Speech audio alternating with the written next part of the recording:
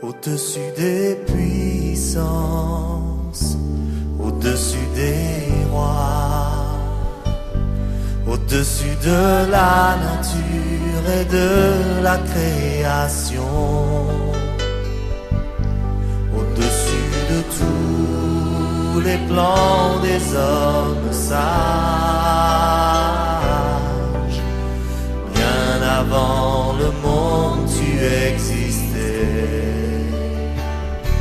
Au-dessus des royaumes, au-dessus des trônes, au-dessus des merveilles que ce monde a connues, par-dessus tous les trésors de la terre, rien ne peut mesurer ta valeur.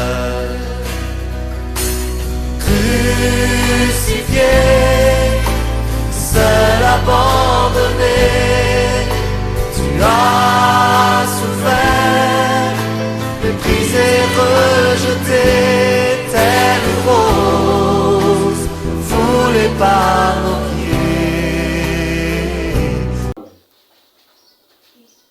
Moi également, je rends grâce au Seigneur de ce qu'il, je rends encore une fois grâce au Seigneur de ce qu'il a permis que ce moment soit possible, parce qu'on a fait confiance à la disposition du temps et on a voulu annuler cette rencontre parce que le temps commençait à nous faire défaut par rapport aux heures qui ont défilé. Mais on ne s'est pas rendu compte, on a failli ne pas se rendre compte qu'on avait donné rendez-vous au roi des rois. Et à cause de ça, on a failli annuler. Je le rends grâce à ce que il nous a donné à nous faire violence. Amen. Et il nous a appelés à nous rassembler pour ce moment. Alors, quelqu'un parmi vous a-t-il une question avant qu'on puisse entamer quelque chose que le Saint-Esprit a permis? Quelqu'un parmi vous a une question?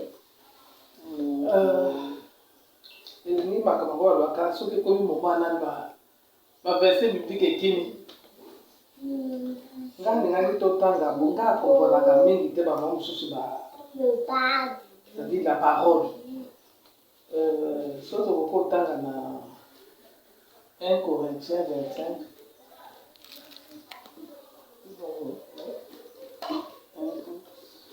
1 Corinthiens 25. Il n'y a pas Corinthiens 25. 1 Corinthiens s'arrête à 16. On dirait verset 25. Mais quel chapitre? Ah, Seigneur, j'en attends.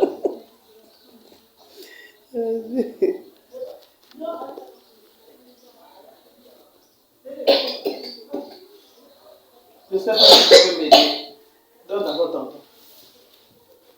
Parce que là, il y a pas autant de bananes ou un abété, le chapitre, là, verset, il y a pas. Essaye de voir d'abord là-bas. Moi, j'avais mis ça en favori. Alors, je sais pas. 1 Corinthiens 25, ça c'est 1 Corinthiens. Dans tes favoris, Corinthiens à 25 versets que tu avais mis en favori. Oui, non, c'est lequel que tu veux lire? Oh, elle bosse là. 1 Corinthiens 1 verset 9. Et 1 verset 29. Oui, afin que nul chair ne se glorifie. Et ce qui suit là, après tu vas dans le téléphone.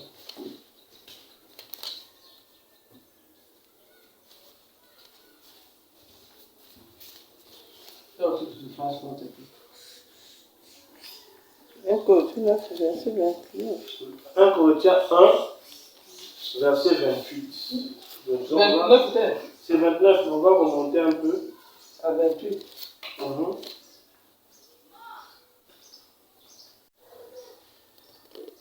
Verset 28. Non, on va commencer à partir du verset 26.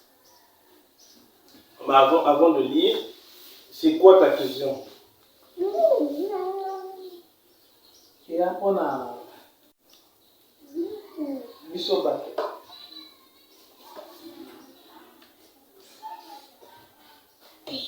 Je comprends. C'est quoi ta question par rapport au verset? Quelle est ta préoccupation?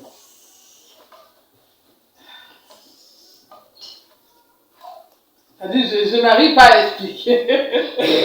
Mais sans-toi à l'aise. Dans ce moment. Sans-toi à l'aise. Le verset est là. Parce que c'est ça. Mais laisse-la donner son verset. Dis, je ne veux pas comprendre le verset là. C'est le verset. C'est le verset 29. Donc, parfois, sa question, c'est là. Sa question, c'est à partir du verset. Mais on remonte à 26, non? Non, mais on s'arrête d'abord à 29, là, comme tu veux. Que je lise le verset, après, tu vas me ressortir ta question sur ça. Le verset 29, tu as dit 29 et ce qui suit, 30 et 31, c'est ça, non? Non, il dit 29, Kakati. 29 seulement. 29 dit ceci, afin que nulle chair ne se glorifie devant Dieu. Quelle est ta question? Ma soeur, tu vas lire après. Tu as déjà lu, tu vas préparer ta question. Donne-nous ta question. Mais justement, quand ton esprit a déjà conscience qu'il y a une question qui est là, ressens-moi la question que ton esprit veut. Ah, là, tu es frère. Attends d'abord. Le frère du monde devient effrayant. Mais c'est terrible.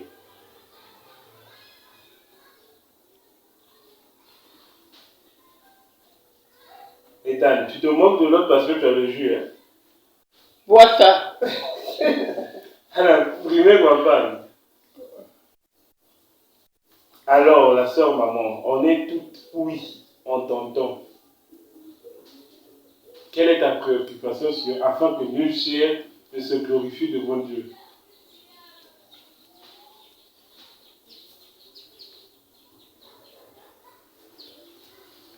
Ni chair, c'est nous les bisous bateaux, non?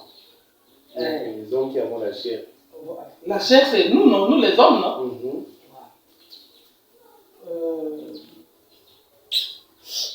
La question, réponse, question en côté.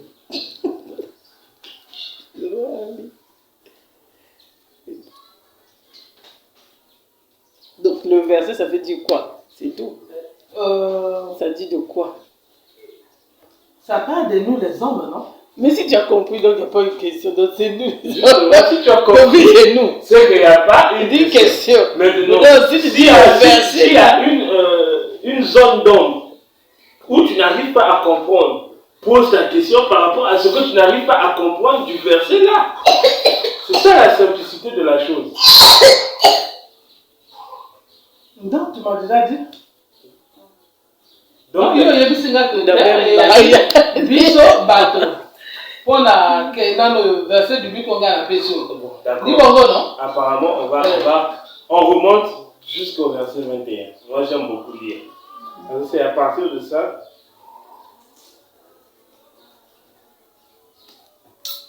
Verset 21. Plus tu remontes, plus ça devient délicieux. On va pas le voir.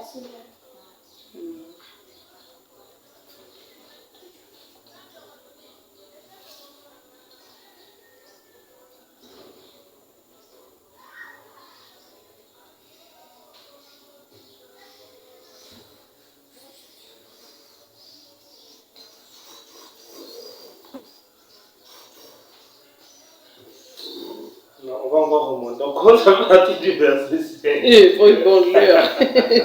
C'est le plus intéressant, plus tu remontes. C'est bon au verset là où tu as dit. Non, commençons par 1 Corinthiens 1, verset 16. C'est l'apôtre Paul qui s'adresse aux Corinthiens. Dans sa thématique, le sujet parle de la sagesse du monde et la sagesse de Dieu. De la sagesse du monde et de la sagesse de Dieu. Commençons. 1 Corinthiens 1, verset 16. J'ai encore baptisé la famille de Stéphanas. Du reste,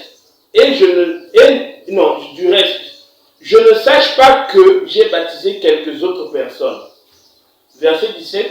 Ce n'est pas pour baptiser que Christ m'a envoyé, c'est pour annoncer l'évangile.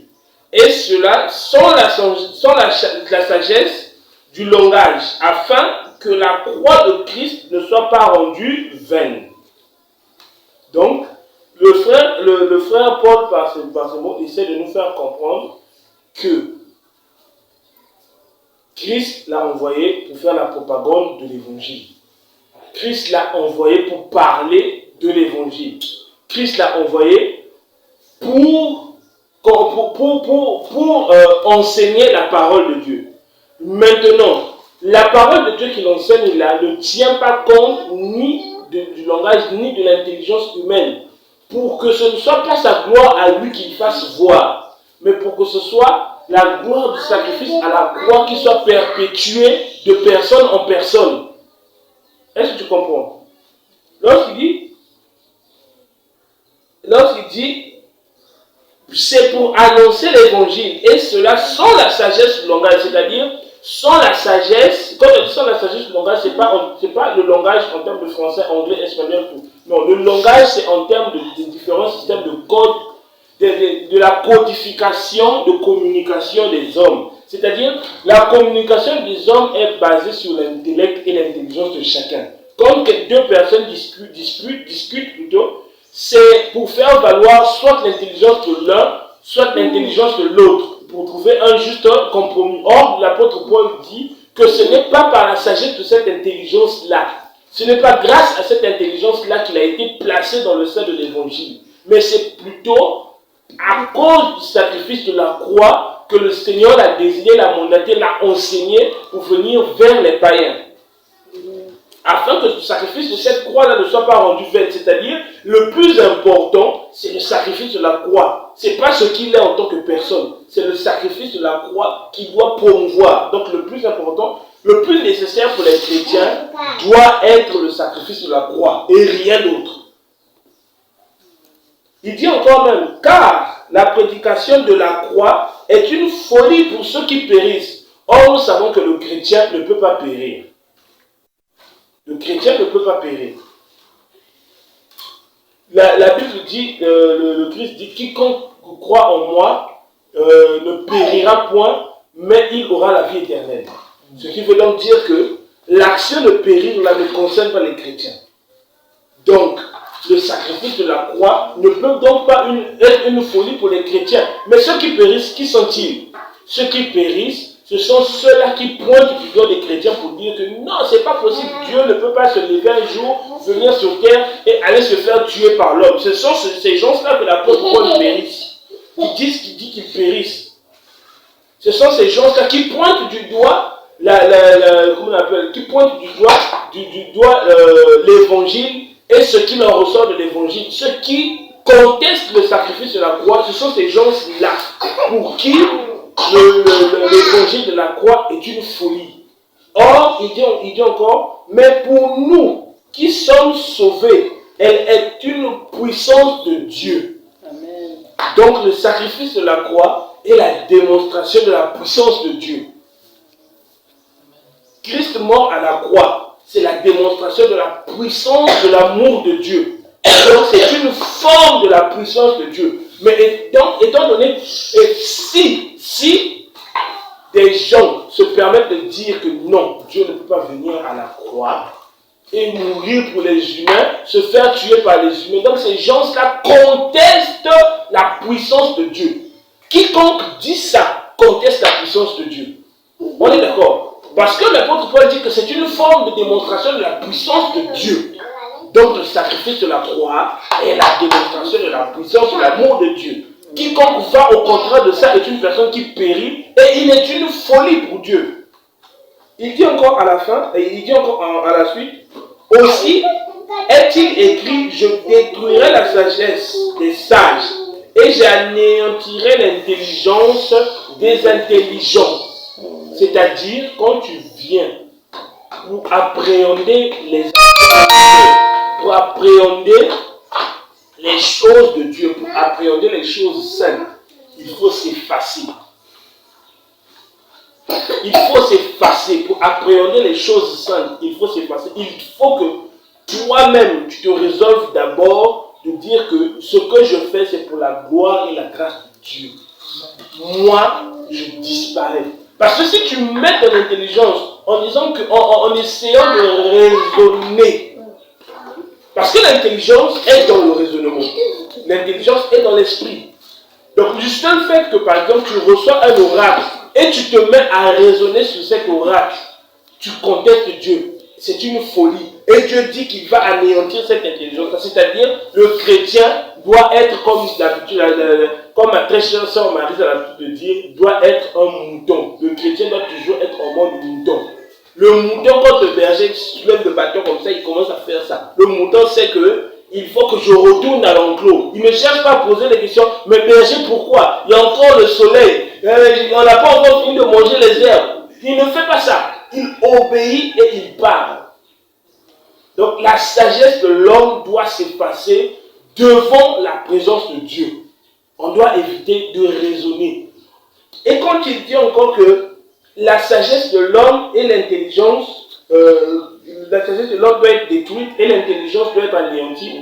L'intelligence en question, c'est sous plusieurs formes. Parce que un homme sage, c'est celui qui se croit au-dessus de tout. Un homme sage, c'est celui qui se dit accompli. Or, personne n'est accompli. S'il y avait un seul homme qui était accompli sur cette terre, Christ ne serait pas venu dans sa chair pour venir se sauver. Donc, ce qui veut donc dire que nous sommes tous inutiles. Le Seigneur, par l'apôtre Paul, là, veut nous faire comprendre que l'ego des hommes doit disparaître. Le peu de sagesse qu'on a pu récolter le long du parcours de notre vie, une fois qu'on vient devant la face de Dieu, doit disparaître. Parce que c'est une sagesse corrompue. C'est une sagesse corrompue, c'est la sagesse du monde. Un peu plus tard, un peu plus en bas, il dit que la sagesse du monde est contraire à la sagesse de Dieu. Lorsqu'on va lire dans la suite. C'est même pas la sagesse, c'est la folie. Il a caractérisé cette sagesse de folie. Mais or, si un chrétien commence à raisonner comme les païens raisonnent, c'est-à-dire, il conçoit à la sagesse du monde, il conçoit à la sagesse que je suis plus important que mon prochain. Or, la Bible n'a jamais dit de quelqu'un qu'il est plus important que son prochain. La Bible dit plutôt du chrétien d'aimer son prochain comme lui-même. C'est un exemple que je prends. D'aimer son prochain comme lui-même. Or, l'amour du prochain comme toi-même, la première chose à faire, c'est de voir ton prochain comme si c'était toi. C'est-à-dire, avant de poser un acte à ton prochain, un acte qui va le blesser, regarde-lui d'abord comme si c'était toi à sa place et lui à ta place. Une question. Je finis d'abord. Comme si c'était toi à sa place et lui à ta place.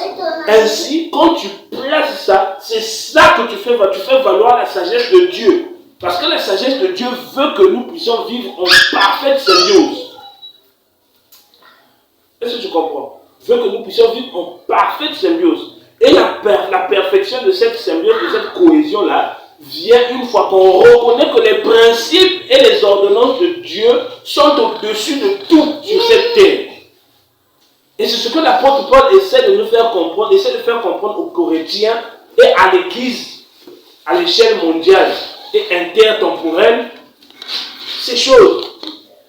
Donc, avant de vouloir faire valoir notre petite intelligence, avant que nous puissions vouloir être quelqu'un, voyons-nous d'abord devant Dieu. Si devant Dieu, tu reconnais que tu n'es rien, alors efface-toi et disparais. C'est ce que nous recommande la Bible. Efface-toi et disparais.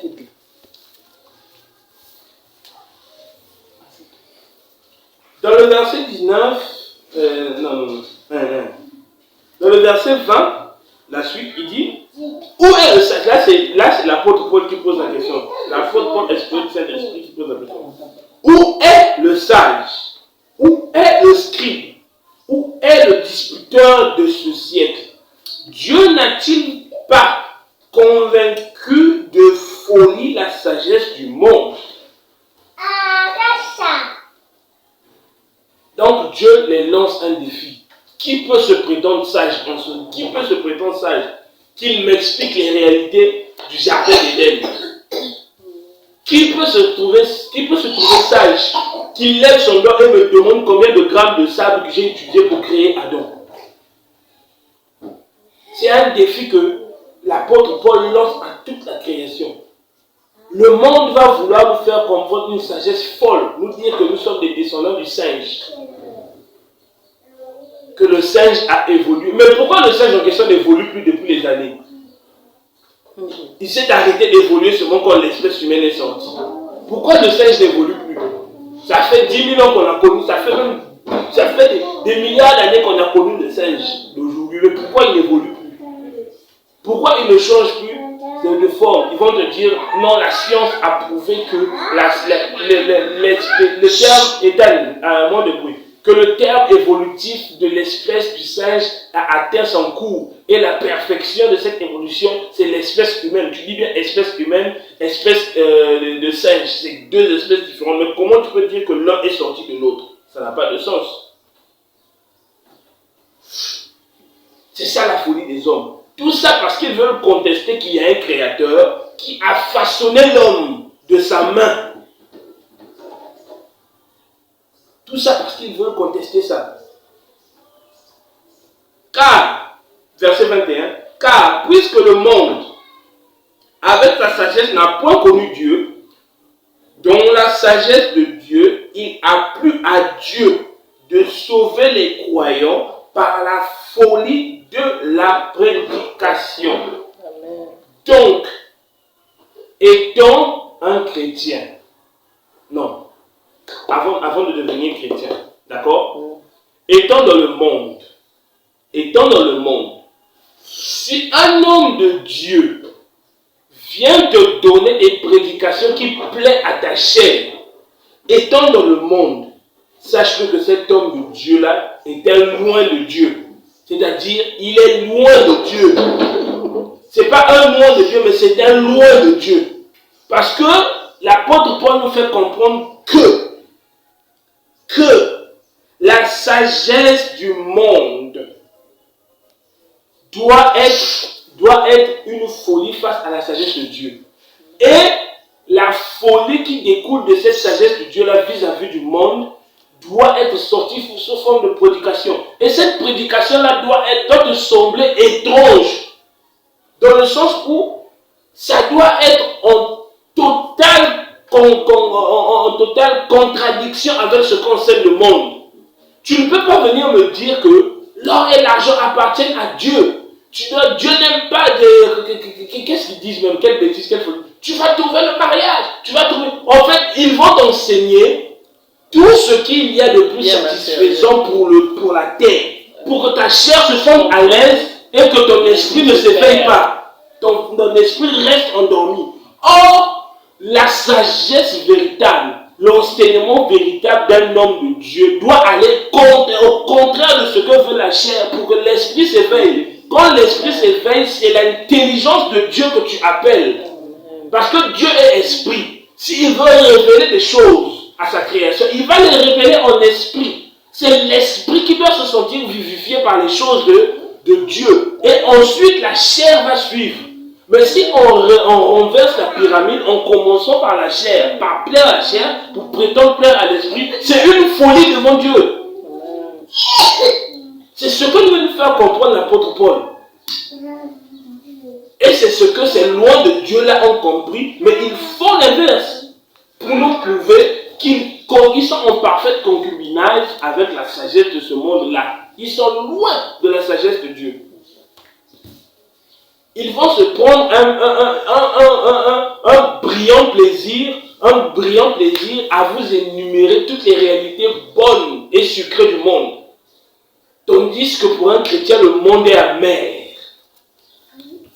Parce que quand on voit l'évolution du monde actuel, le monde actuel a tourné sa face à Dieu. Mais tu ne peux pas faire des choses pour plaire à une personne ou à une entité qui a tourné sa face à Dieu. Étant un chrétien, tu dois condamner ces choses-là. C'est ce que l'apôtre Paul essaie de nous faire comprendre. Et puis il dit encore, les Juifs demandent des Les Juifs demandent des miracles. Les Grecs cherchent la sagesse. Tu vois, c'est ça le monde en question. Les Juifs là, eux, tout ce qui les intéresse. Quand Christ est venu, il dit, je suis l'agneau envoyé de Dieu. Il dit, oh, laisse-moi ça. Nous on attendait un Christ. Voilà, quand le Christ disait que je suis le Christ, Ils disent, laisse-nous ça. Nous, on attend un Christ miraculeux, un Christ violent, qui viendra nous délivrer de la main des Romains. Toi, un faiblard comme ça, là, même une fleur paraît plus forte que toi, tu es le Christ. Ah, laisse-moi ça. Parce qu'ils voulaient voir le miracle de Christ. Or, la première venue de Christ était d'abord rédemption. Il fallait qu'il soit d'abord l'agneau avant d'être le lion. Mais ils n'avaient pas cette révélation-là parce qu'ils sont désireux de ce qui plaît à la chair. Ils sont désireux de ce qui correspond à la chair. Or, ce qui correspond au plaisir de la chair est contraire avec le plaisir de l'esprit. Le plaisir de l'esprit, c'est de rester en pleine adoration avec la divinité qu'est Christ. Le plaisir de la chair, c'est d'être dans la présence de Dieu. Parce que c'est dans la présence de Dieu qu'est la vie. C'est ça que l'apôtre Paul essaie de nous faire comprendre. Nous prêchons Christ crucifié. Scandale pour les Juifs et folie pour les païens. Donc quand ça fait mal, sentez-vous fiers. Lorsque tu causes avec une personne, c'est pas possible, sens-toi fier. Parce que quand c'est possible, c'est qu'il n'a pas bien compris. C'est qu'il n'a pas bien compris. Quoi? Donc on ne paye plus la dîme. C'est pas possible.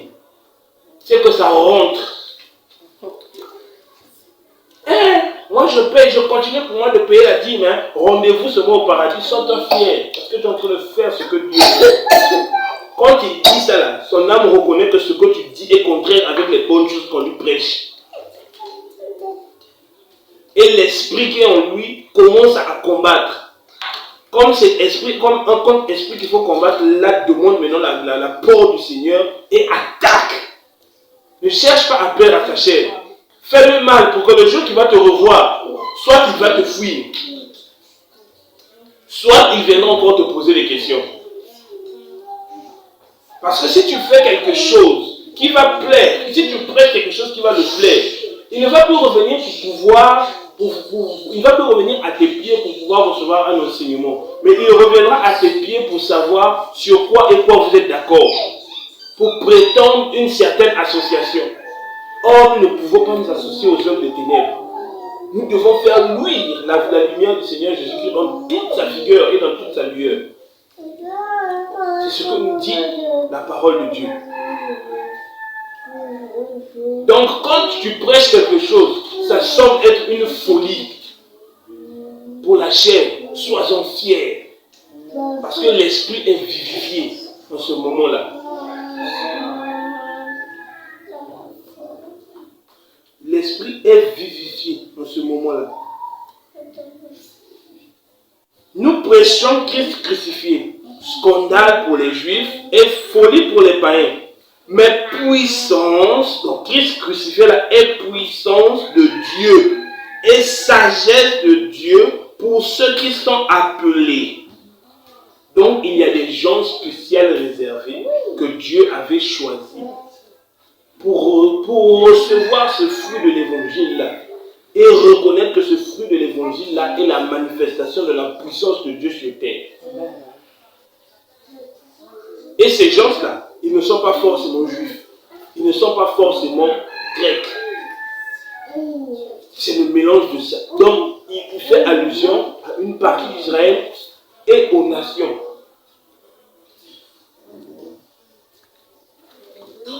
Car la folie de Dieu est plus sage que les hommes, et la faiblesse de Dieu plus forte que les hommes.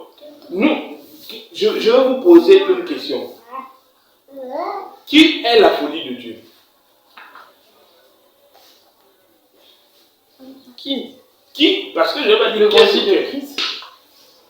Je vais dire qui. Donc c'est une personne. Parce que là il dit, car la folie de Dieu est plus sage que les hommes. C'est-à-dire, la folie de Dieu là est une personne. Parce qu'on ne peut pas comparer une chose à une personne.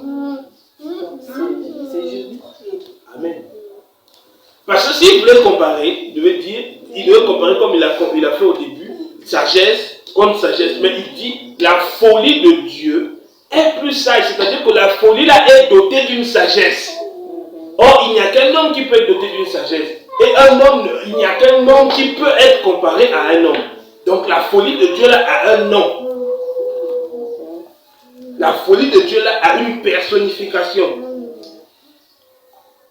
Et il dit encore, et la faiblesse de Dieu, c'est que la faiblesse de Dieu là aussi, c'est une personne. C'est une personne. Elle est plus forte que les hommes. Christ est la faiblesse de Dieu. Pas du faiblesse de Dieu dans le sens où Dieu n'avait plus de force. Non. Christ est la faiblesse de Dieu parce que Dieu éprouvait de l'amour pour sa création. Et pour ça, il s'est dépouillé de toute gloire pour pouvoir rentrer dans le même espace physique que sa création, pour venir de sa faiblesse nous donner de la force, pour que nous sachions que Dieu nous aime. Et de même que Dieu nous aime, nous aussi nous devons être amour. Amen. Nous devons prendre cette faiblesse-là et en faire notre faiblesse. Et cette faiblesse-là, devant le monde, sera une force. Amen.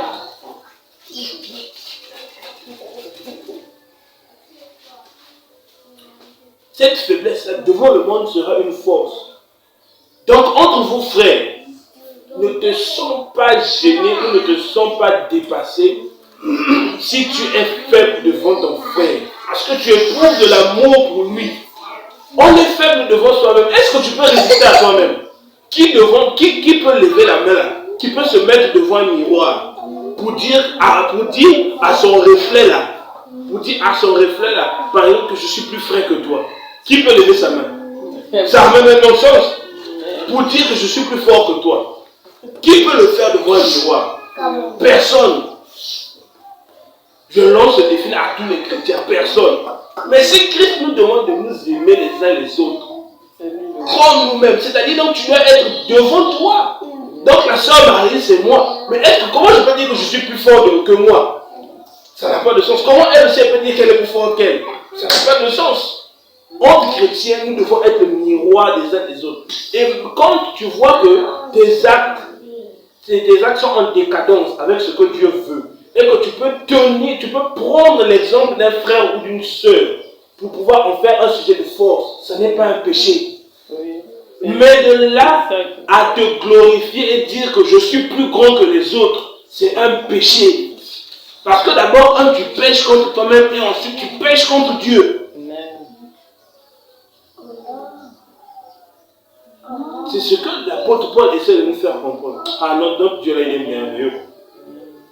En peu de mots là, il prend, il ouvre, il fait ça. Quand il ouvre là, tu vois toute la pensée de l'apôtre Paul. Quand il écrivait, c'est facile. Normalement, moi je pense que c'était même pour lui-même difficile à écrire ça. C'était très, même voilà, que Dieu te bénisse. Comment ça c'était très difficile. Comment tu peux condenser tout ça? Comment tu peux condenser tout ça là en quelques mots? C'est ça qu'on appelle maintenant l'œuvre de l'Esprit. Amen. Dieu l'a dit, écrit. Amen. Moi-même, au temps convenu, je vais débloquer, je vais déchirer ça dans la tête de tes frères qui viennent. Et ils comprendront le fond de la pensée. C'est le même esprit, non? C'est le même Dieu qui travaillait, le même Saint-Esprit qui travaille avec l'apôtre Paul, qui travaille avec nous. Amen. Donc il ne peut pas se contredire, parce que c'est lui qui a insufflé ces paroles à l'apôtre Paul. Donc s'il donne à un serviteur d'énoncer ses paroles, ce serviteur va énoncer ses paroles conformément à ce qui a été dit. Amen. Quand l'apôtre Paul le recevait. Et s'il dit une chose contraire à cela, c'est que c'est plus l'esprit de Dieu qui parle. Parce que l'esprit de Dieu ne peut pas se tromper. Et Dieu ne ment jamais. Alléluia. Dieu ne ment jamais. Donc je rejoins la sœur Marie, je dis l'apôtre Paul avait du mal à écrire. Oui. Franchement. Nous on a du mal même à faire nos visions. Si Comment tu peux écrire dans des trucs comme ça, dis-moi. C'était même impossible de contenir. Impossible. Il sait comment je dois commencer par un. où? Quel mot je dois employer? Qu'est-ce que je dois... C'est compliqué. C'était l'esprit qui faisait. Voilà pourquoi Porter le Saint-Esprit. ça représente une folie pour le monde. Amen. Mais Dieu a fait de ça une absolue. Amen. Il a élevé ça pour que le monde reconnaisse que Dieu subsiste dans ces petites choses-là qu'on appelle folie. Et je comprends pourquoi le Seigneur nous emmène à plutôt méditer ça. Parce que ça ne peut pas être seulement des phrases, mais l'esprit décortique dans beaucoup de facettes. Amen. Donc, tant que tu es dans la méditation, le Seigneur t'ouvre tout ce que l'apôtre Paul devait écrire, mais comme ça va contenir n'importe c'est impossible. Il a dit la parole de Dieu ne s'arrête pas seulement ça. C'est grand. C'est vaste. C'est grand. Et donc, verset 25, car la folie de Dieu est plus sage que les hommes. On en a donc ressorti que la folie de Dieu, c'est une personne. Et c'est une personne qui avait dit, détruisez ce temple, en 3 jours je le rebâtirai. On l'a traité de fou. Tu es malade. Il a fallu 46 ans et 6 mois, donc près de 47 ans, aux anciens pour construire ce temple. Toi, tu dis qu'en 3 jours, tu vas le rebâtir. On l'a traité de fou. C'est ça, c'était lui la folie de Dieu personnifiée. Venu chambouler les réalités du monde. La folie de Dieu.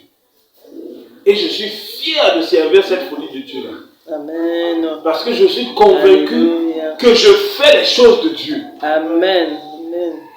Donc, l'apôtre Paul nous donne un conseil. Il dit, considérez frères, c'est une réalité. Et c'est une réalité que vous voirez qui se trouve dans l'espace physique et spirituel de toutes les assemblées qui font profession de servir Dieu de façon intègre.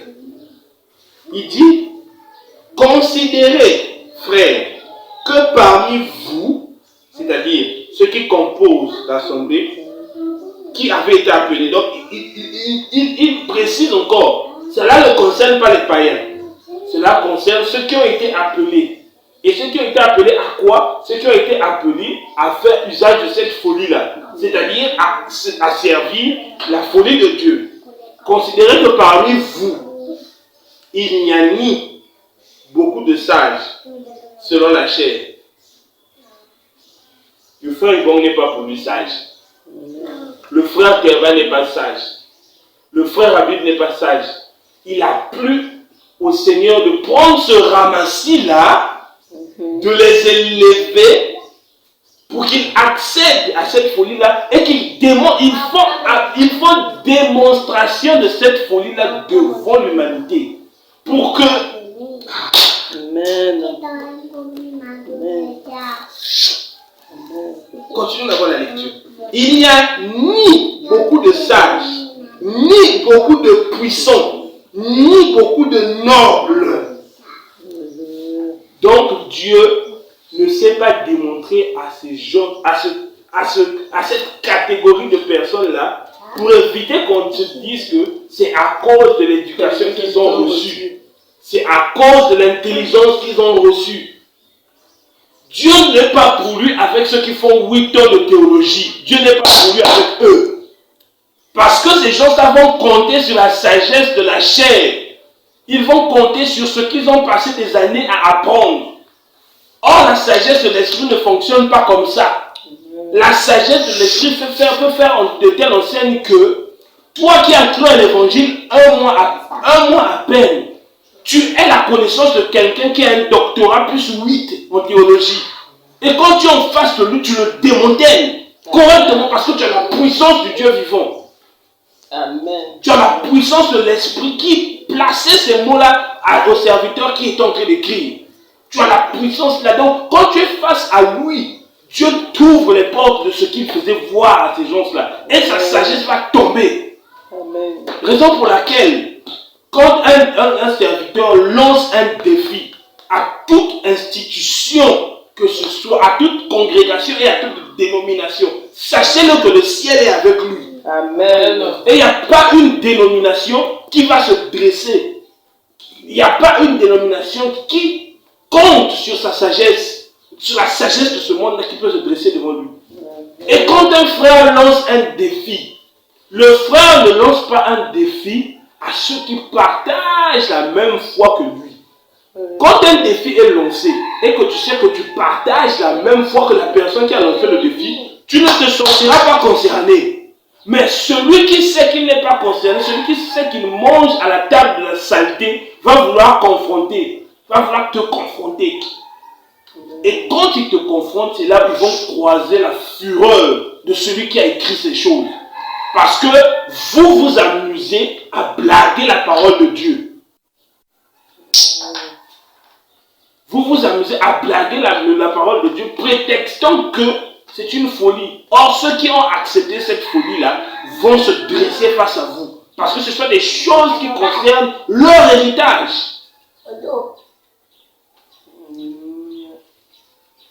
Ce sont des choses qui concernent leur héritage. Et quand ils prennent cette décision-là, soyez-en certains que tout le ciel est derrière eux. Le ciel regarde, ils attendent seulement l'ordre.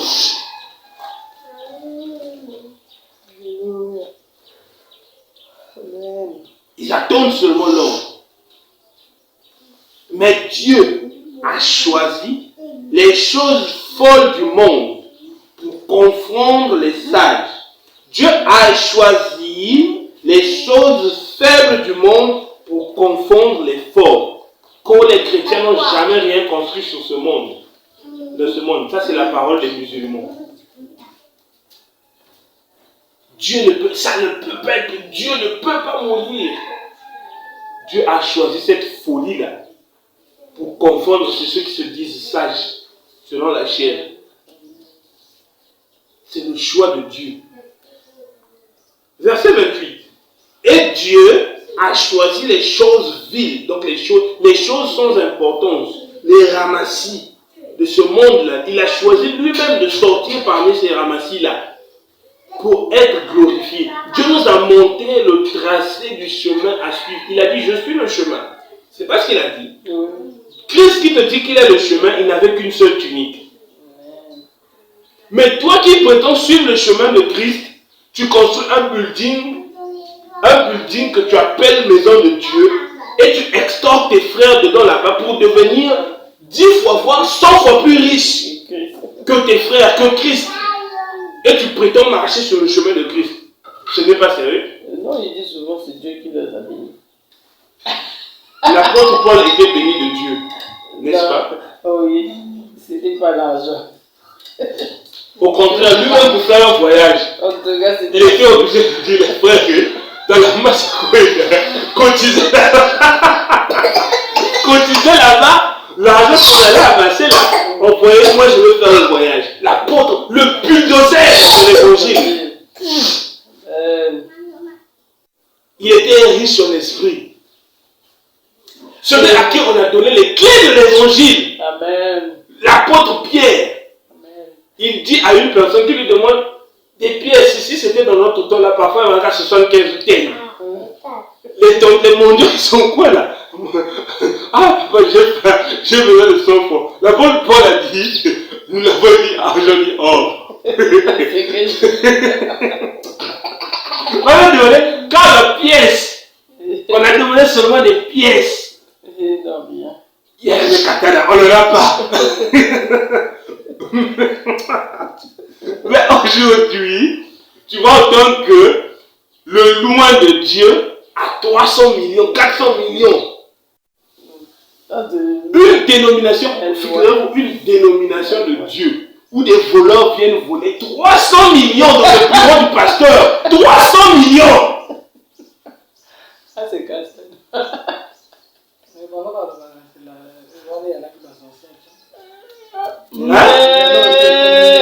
L'esprit n'a pas des anciens. La Bible dit, tant que le ciel et la terre existeront, les choses de la parole seront, la parole de la loi sera valide.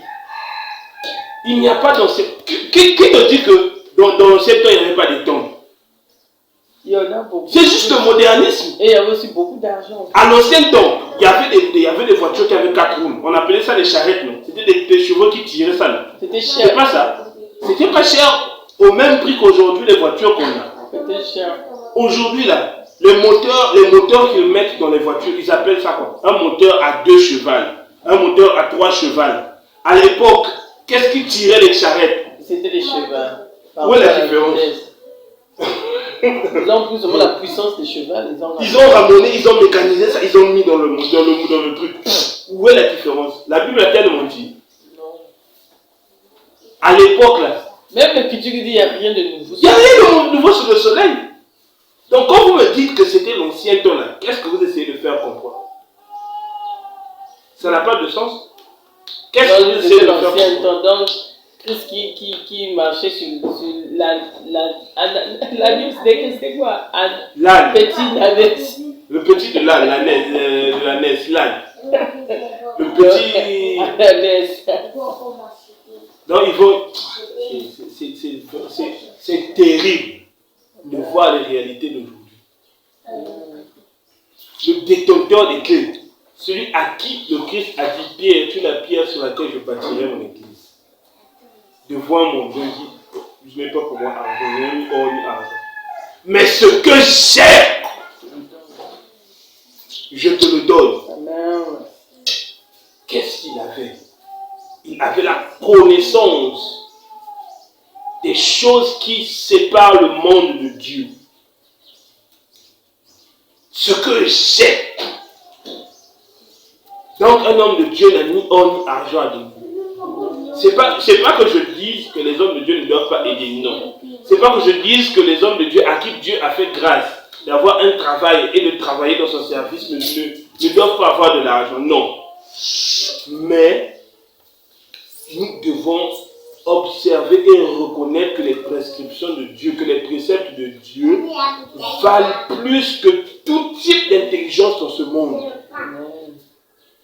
Et quand tu fais profession de respecter les préceptes de Dieu et le commandement de Dieu, tu feras de ces choses que le monde dira, c'est pas possible qu'il y ait encore un homme comme ça.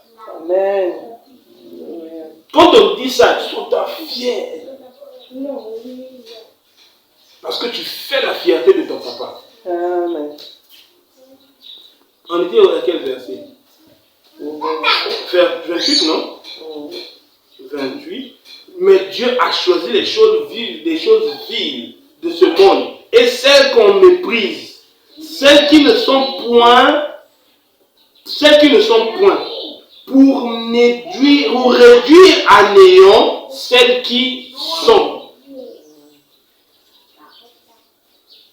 Donc ce qui semble ne pas être important, c'est ça que Dieu a pris. Pour vous montrer la vanité de l'espèce humaine. Et à la fin du verset. Et puis le verset de maman, le verset que maman qui nous a appelé ici, afin que nul chair ne se glorifie devant Dieu. Alléluia. Afin que personne ne tape à côté de Dieu. C'est moi. C'est moi. Alléluia. Je suis le loin de Dieu. Je suis le temple de Dieu. Je guéris les malades. Hein? Tu as le pouvoir de guérir les malades. Tiens. Il y a encore un dernier, afin, comme il est écrit, que celui qui se glorifie dans le Seigneur. Bon. Oui, nous on comprend bien. Au moins, il y a des versets que je ne comprends pas. Mais c'est ça le problème, il faut être dans les partages souvent. Donc, comme nous sommes souvent au temps, c'est pour cela que nos versets, dans le sens que les frères vont décortiquer ça bien et tout. Mais frère Terba, c'est un docteur, c'est difficile à le comprendre souvent. Quand tu prends souvent les détails maintenant, là, par des exemples, c'est là où tu peux le comprendre. Mais quand tu parles, c'est vraiment caché. C'est un don excellent. Lui, il a appelé à affronter ce qu'il dit théologien, 8 ans d'études. Ah, tu es théologien selon le Dieu des Juifs. Ok. Démontre-moi ce que le Dieu des Juifs a demandé. En temps normal, frère Terba, la profession d'enseignant qu'il exerce, il ne devait pas enseigner. Il ne devait pas enseigner. Parce que le frère Terba, normalement, lui, il est censé enseigner des enseignants. Voilà, comme un docteur, c'est-à-dire comprend la profondeur. Donc, comme on dit, l'intimité. Ah, on veut comprendre, il rentre dans l'intimité, dans les il vous décortique, après vous prenez.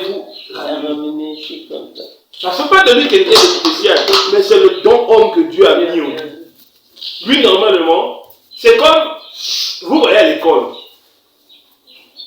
un professeur de l'université ne peut pas enseigner au lycée. Tout comme il ne peut pas enseigner au collège, les élèves ne vont rien comprendre. Est-ce que je comprends? Parce qu'il va ramener l'enseignement au niveau de l'université. Par rapport à ce qu'il faut faire la licence, le master, le doctorat, le master plus 2, le professorat. Là-bas, ils ont d'autres langages. Ils ont un langage plus concret, plus codé. Tandis que ceux qui sont appelés dans la limite là, de l'enseignement là, c'est eux qui prennent et rendent ça accessible au peuple de Dieu. Nous sommes les enseignants du P1, P2. C'est nous autres là. Oui. On est fiers de ça. C'est plus clair. Voilà. C'est plus clair pour les frères ou les sœurs qui viennent débuter ou bien qui viennent encore. Exemple, un frère qui reçoit le Saint-Esprit, direct, il ne peut pas aller manger la nourriture du frère Junior.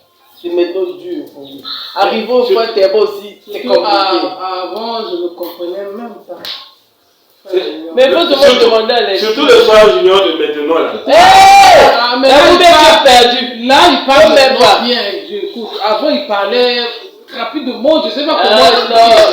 C'est ça. Non, c'est le langage. Là, il parle le langage des Camerounais, non? Les Camerounais ont ce langage-là. Et puis, lui, quand il est. Faut comprendre que le frère Junior, quand il est en enseignement, quand il me semble bien, il est en pleine extase.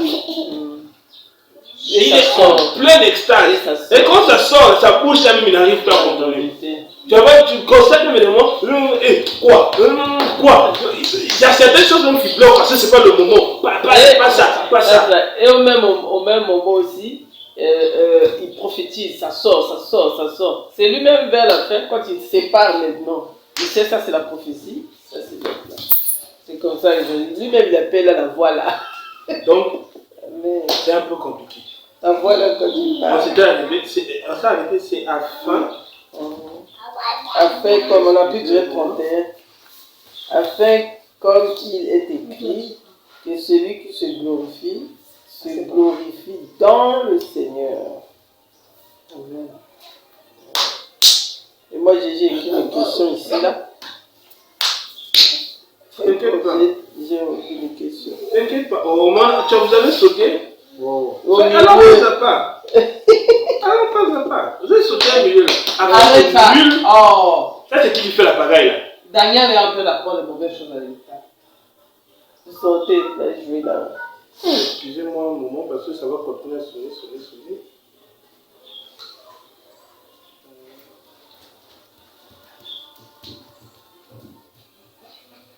Je peux vous parler pour éviter qu'il y ait un vide dans l'enregistrement.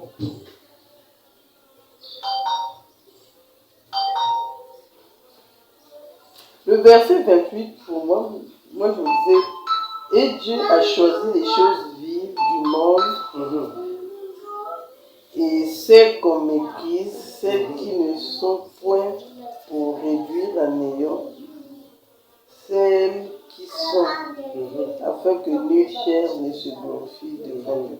Dans ce sens-là, moi je dis, ici, quand l'apôtre Paul dit, et Dieu a choisi les choses vives. Il a choisi des païens.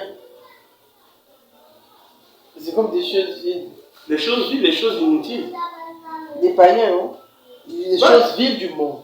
Les choses vides du monde, c'est-à-dire les choses qui n'ont pas...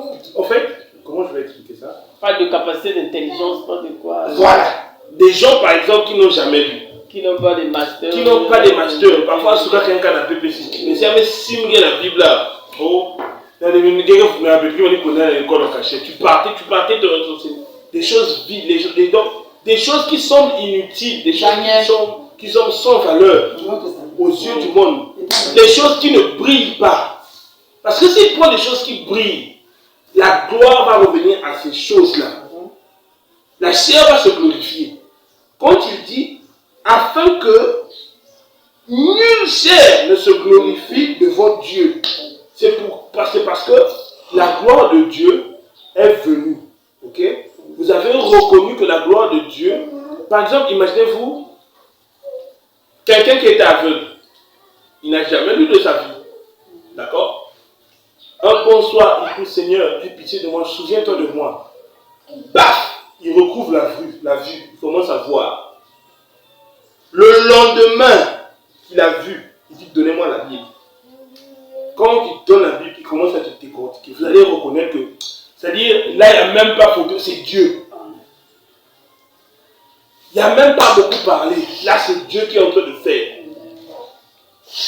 Or, si c'est un loin de Dieu, fils d'un autre loin de Dieu, qui est allé à la Sorbonne, vous connaissez la Sorbonne, non? L'une des plus grosses universités françaises, à la Sorbonne, à Harvard, l'une des plus grosses, même pas l'université par excellence aux États-Unis, où l'année coûte là-bas plus de 15 millions. Si c'est quelqu'un qui sort de là-bas, vous allez glorifier sa chair en disant, c'est parce qu'il a appris. Or, Dieu ne veut pas qu'on dise que c'est parce qu'il a appris. Dieu veut qu'on dise, Dieu fait à travers lui. Raison pour laquelle dans le dernier verset, il dit, afin, comme il est écrit, que celui qui se glorifie dans le Seigneur. Qu'est-ce que c'est donc que se glorifier dans le Seigneur? Se glorifier dans le Seigneur, c'est reconnaître que oui. C'est le Seigneur. Se glorifier dans le Seigneur, c'est quoi? C'est reconnaître les œuvres, que j'accomplis des œuvres qui sont excellentes, que j'accomplis des œuvres qui ne sont pas de ce monde-là. Mais si je les accomplis, je ne les accomplis pas moi-même. Ce n'est pas par ma force que je les accomplis, mais par la force de Dieu. Se glorifier dans le Seigneur, c'est ça. Se glorifier dans le Seigneur, ce n'est pas faire de la fausse modestie. Hein. Je suis désolé. Quand je dis par exemple, si je dis par exemple que je suis un serviteur authentique du Seigneur, je me glorifie dans le Seigneur. Parce que je sais que ce n'est pas pour moi-même que je suis en train de servir. Amen. Dieu m'a authentifié pour sa parole, pas pour mes intérêts. Amen. Je ne dois pas me servir de ça pour dire que je suis tellement grand que je suis serviteur de Dieu. Là, c'est plus se glorifier dans Dieu. C'est se glorifier dans ta chair. Alors quand je dis et que j'atteste que je suis serviteur authentique de Dieu vivant, je me glorifie en lui. Amen. Et si tu veux voir mon authenticité, ne viens pas me voir moi. Viens me voir pour parler de ces choses à lui. C'est là où tu verras mon authenticité. Les sources pures vont jaillir de ma voix. Amen. Et ton cœur va reconnaître que oui, c'est la voix de Christ qui parle. Ce n'est pas la voix de ce monsieur-là. Si tu veux me voir moi, je vais te parler de la sœur Annie, je vais te parler de mes plans de mariage. Je ne peux pas me glorifier. Je vais te donner ce que j'ai en tant qu'homme. Et c'est quoi? Je vais te parler, je vais te dire que j'ai une multitude de neveux et nièces. Je vais te parler de lui. Or, si tu viens me voir pour parler de lui, ah là, je vais te parler de lui. Mais ça va piquer. Et quand je vais finir là, je vais dire, reconnais à présent que l'authenticité de ce qui vient de sortir est la parole de Dieu. C'est ma parole à moi. Parce que quelquefois même, tel que maintenant là, je mets ma main devant le ciel. Ce verset-là, je ne l'ai jamais lu. Ce que je viens de dire, je ne l'ai jamais lu. Mais dès que la sœur a posé ça, l'esprit m'a dit remonte. Quand je suis remonté, juste en passant, le Seigneur, comme je vous ai dit, il a fait ça. Il a ouvert les portes. Je suis rentré dans l'esprit de l'apôtre Paul ce jour-là quand il était en train d'écrire. Et il m'a montré ce que l'apôtre Paul voulait dire. Ce n'est pas mon intelligence. Parce que moi-même, je n'ai pas. Donc, en vous enseignant, moi-même, je m'enseigne. Amen. Et le Seigneur fait de ces choses de telle enseigne que plus je vais faire plus je vais accomplir dans son ouvrage, plus lui, il va faire, plus lui aussi va m'apprendre. Et plus je vais lui faire confiance. C'est dans cette marche. On a souvent tendance à vouloir attendre que Dieu, qu'il nous voit une grosse voix dire allez, c'est ce que nous on veut. On ne sait pas que la voix de Dieu, l'habitude vient en... L'appétit vient en mangeant. La nature ne vous enseigne pas. Tu peux ne pas avoir faim là, mais ton plat préféré là, quand on enseigne, tu commences une cuillère, 2 cuillères, tu finis la suite. Mais j'avais pas faim pourtant. C'est au fur et à mesure, tu as commencé à faire confiance au monde. Il peut encaisser, hein, il peut encaisser. Et au fur et à mesure, tu te rends compte qu'au fait, donc je pouvais manger ça. C'est la même chose avec la parole de Dieu. Amen. La parole de Dieu, frère Ibon, tu es un enseignant. Qui? L'enseignement. Laisse-moi. Tu es un enseignant. Laisse-moi. Pourquoi? Parce que j'avais peur. On dit que les enseignants seront jugés doublement. Ouais, c'est la partie avant. Ah, Seigneur. Oh, je ne me rendais pas compte que c'était pas ma parole. Parce que si Dieu m'a choisi, Dieu ne peut pas me pousser dans l'erreur. Ça n'a pas de sens. Amen. Dieu ne peut pas me pousser dans l'erreur. Que je dise des choses mensongères. Ça ne sera plus lui. Ça ne sera plus sa parole. Or, si Dieu t'a mandaté de faire quelque chose, Sœur Aline, tu es appelée dans le ministère de la guérison. Moi-même, j'ai une maladie. Et lui m'a dit à combien d'années? 14 ans. 10 ans. 10 ans, bientôt 11 ans. 10 ans. 10 ans là.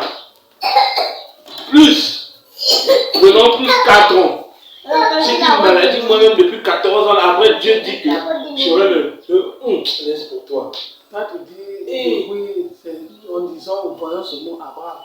Voilà, prenons l'âge d'Abraham, 17 ans. Depuis que je t'enseigne d'Abraham. 17 ans, j'ai une maladie depuis 17 ans. Après, on dit que j'ai le don de guérison. Laissez-moi ça. Hein? Puis d'abord, il y a des gens ici qui sont handicapés. Je vous le dis.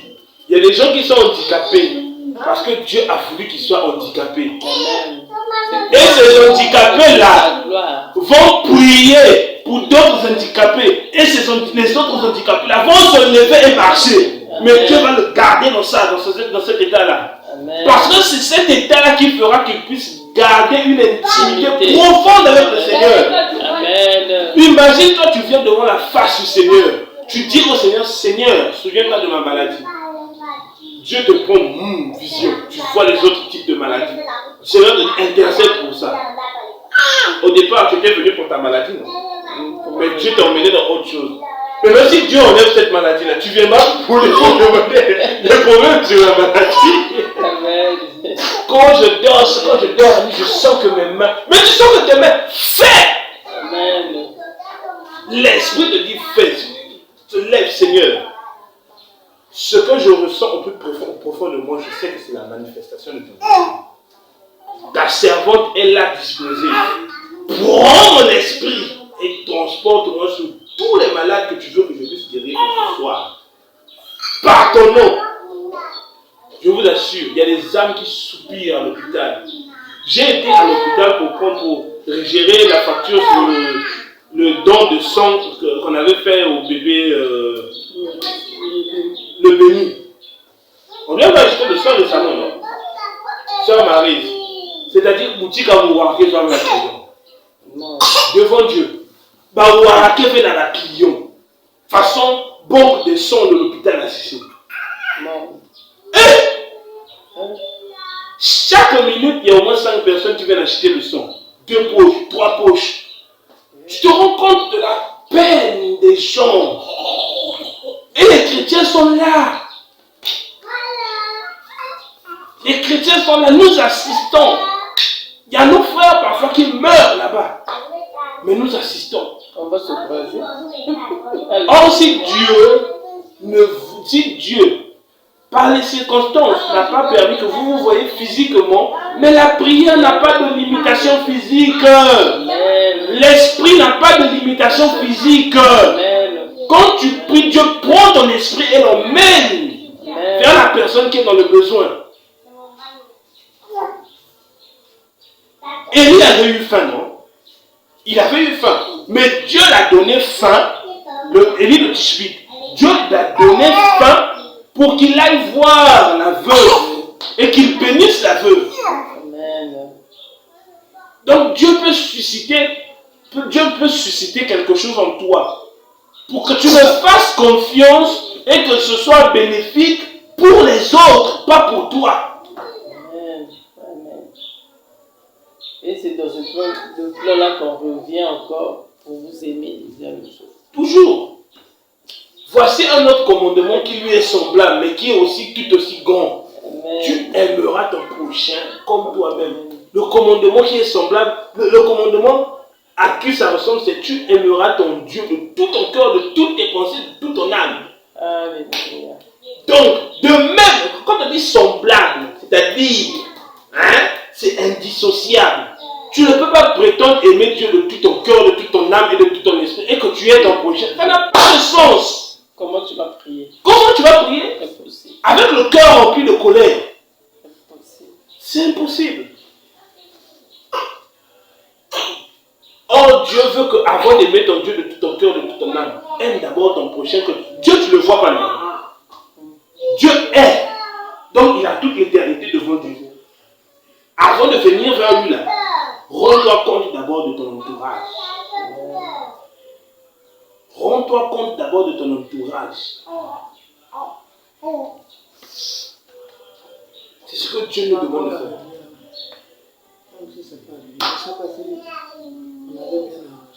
C'est ce que Dieu nous demande de faire.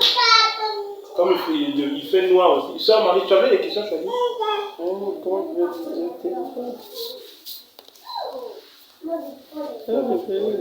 Oui, je vois déjà. Même moi, j'ai encore mes yeux. Comment comprendre que tu vis l'ego ou tu pratiques l'ego en toi, quoi? Comment comprendre que tu vis l'ego? Et tu le pratiques, c'est-à-dire que l'ego en toi et tu le pratiques. Parce que, pourquoi j'ai posé cette question? Parce que beaucoup des chrétiens ne savent pas qu'ils vivent, qu'ils ont encore l'ego en eux. Ils ne savent pas qu'ils ont encore l'ego en eux. Ils les pratiquent même sans se rendre compte. C'est ce que je vais voir les gens prendre les exemples concrets. De l'ego. Oui. Moi, j'ai fait sortir ça, c'est par rapport la question venue par rapport au verset là qui dit où est le sage, où est... Non, pas là. Aussi, verset 19. Aussi est-il écrit, je détruirai la sagesse des sages et j'anéantirai l'intelligence de l'intelligent. Donc, à bien voir les gens qui sont sages. C'est un esprit d'ego en eux qui te dit qui sont. Mais donc, ceux qui sont intelligents, ils se disent qu'ils sont intelligents. C'est un esprit aussi d'ego aussi, de se dire intelligent. L'égocentrisme, tout ce qui commence par ego, c'est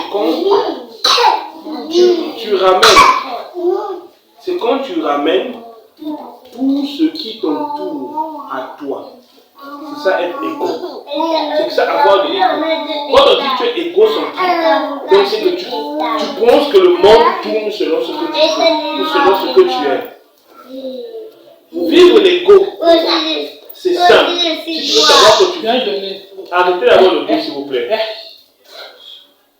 Vivre l'égo. Et puis bizarrement, vous allez constater que dans l'enregistrement, les voix des deux petits sorciers là, vont rendre plus que ce que je suis en train de dire. J'ai jamais compris ce phénomène. Oui, c'est comme Ethan, arrête de faire le beau. Donc on était à vivre l'ego. Vivre l'ego, c'est faire le contraire de voir son prochain comme soi-même. C'est-à-dire, quand on dit quelque chose sur quelqu'un d'autre, tu te sens mal à l'aise.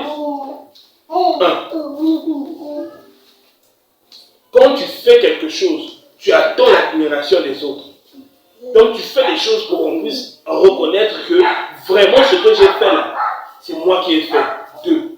La Bible dit, quand vous aurez fini de faire toutes choses, considérez-vous comme des serviteurs inutiles.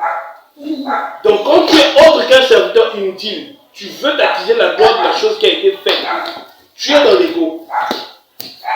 Quand tu penses que ta pensée, ou ce que tu penses, ou ce que tu fais, est plus important que ce que les autres font, ou ce que les autres pensent, tu es dans l'ego. Quand tu veux t'écarter, donc quand tu veux t'écarter de tous les préceptes que Dieu veut, tu es dans l'ego. Parce que tu es orgueilleux face au Seigneur dans le sens où tu penses que ce que tu crois. Allez au fond. Ethan, bon après. Non, Ethan viens ici. Daniel reste là-bas. Ethan viens ici.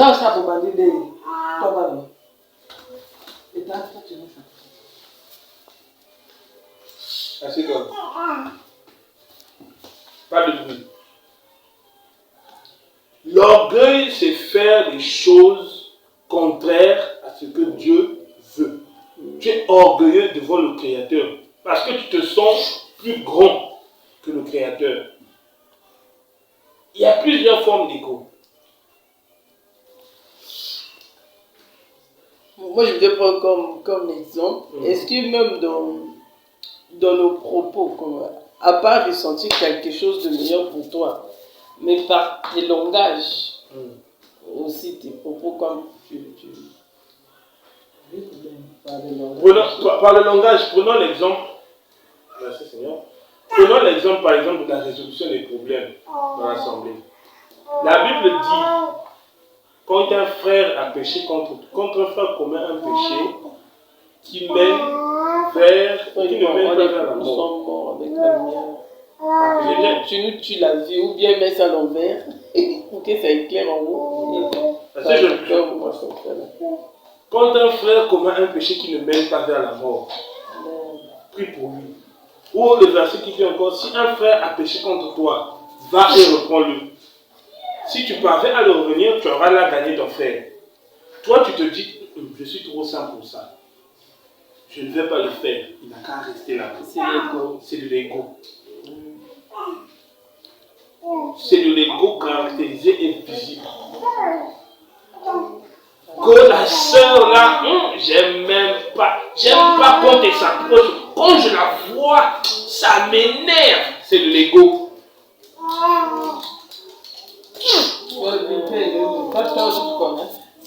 Vous voyez les raisons de l'ego.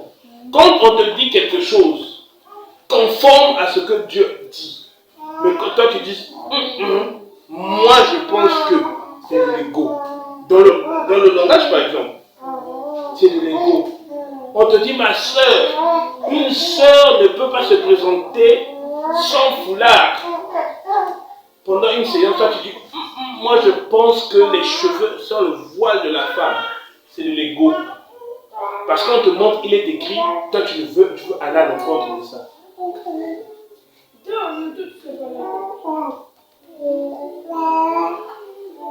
y en a plusieurs formes. L'état, c'est ça.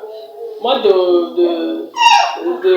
autre côté, pour s'arracher aussi dans cet état-là, c'est le Seigneur qui le fait. Parce qu'il y a des actes que tu pourrais faire, tu te rends compte, si c'est de toi-même, tu ne peux pas savoir que je suis sale, ou bien mon langage là est terrible, ou bien qu'est-ce que j'ai dit à ma soeur, comment je me suis comporté devant une telle. Vraiment, cette capacité de voir ton état, En tout cas, ton état toi-même. C'est le Seigneur qui le fait. Le Seigneur te le révèle, non? Mais le Seigneur ne te révèle pas en disant Marie, tu vois, tu as de l'ego. Non. Le Seigneur a mis sur place un ensemble de règles, un ensemble de commandements, un ensemble d'enseignements. Et c'est par rapport à ces enseignements-là que toi, par rapport à sa parole, tu passes devant le miroir de sa parole, conformément à ce que Dieu fait. C'est là que Dieu va te révéler ce qu'il fait. Mais toi, tu es dans un ego caractérisé.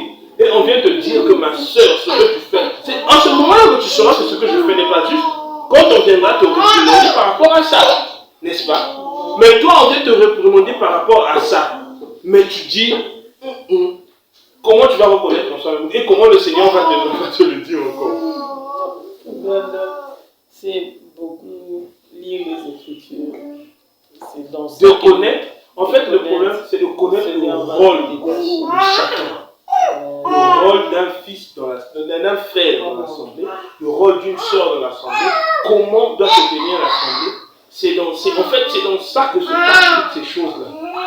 C'est dans cette ossature-là, c'est dans ce squelette-là que se trouvent les questions sur le corps. Comment dois-je prendre mon frère qui est en face de moi?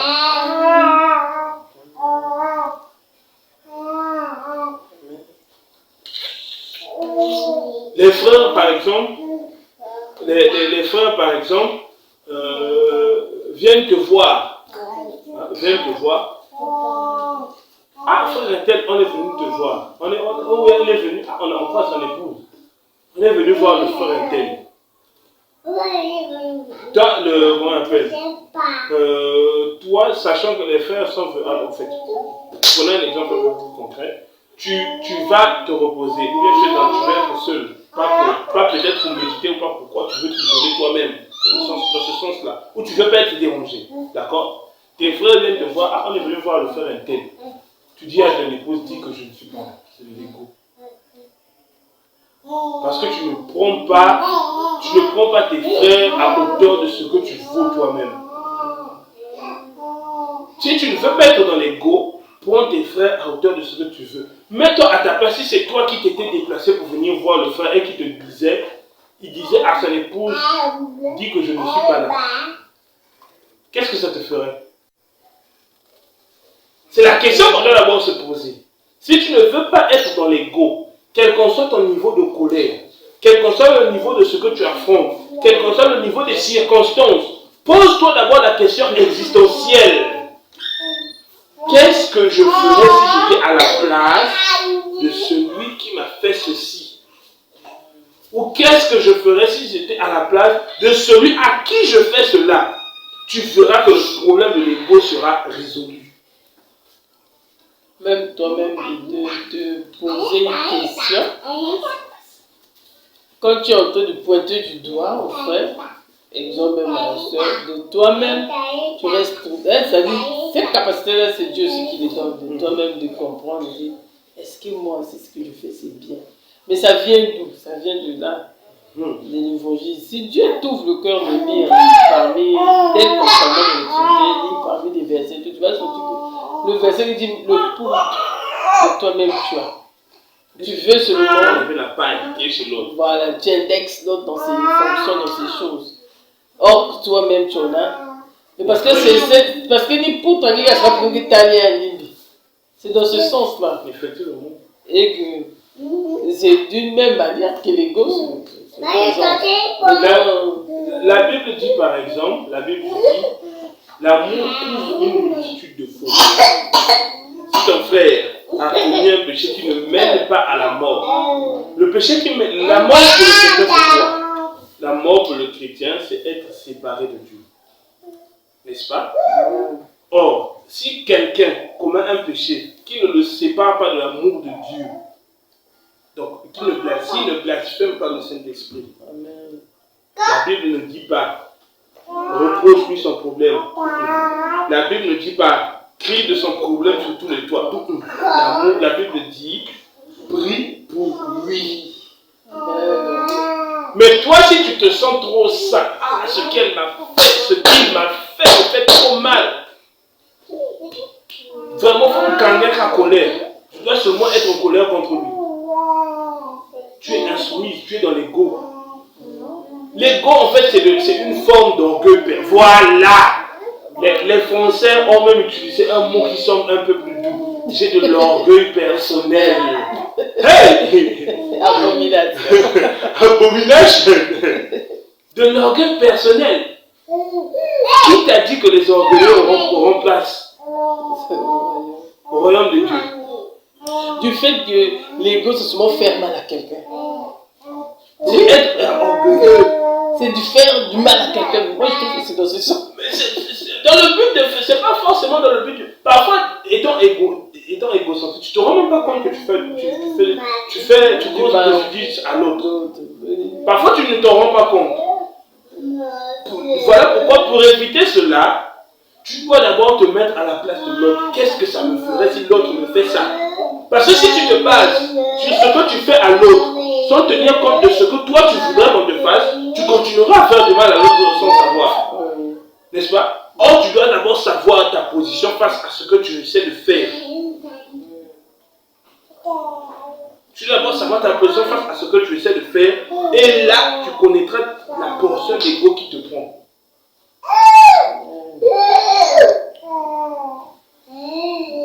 C'est dans ce sens-là. La Bible dit l'amour couvre une multitude de fautes.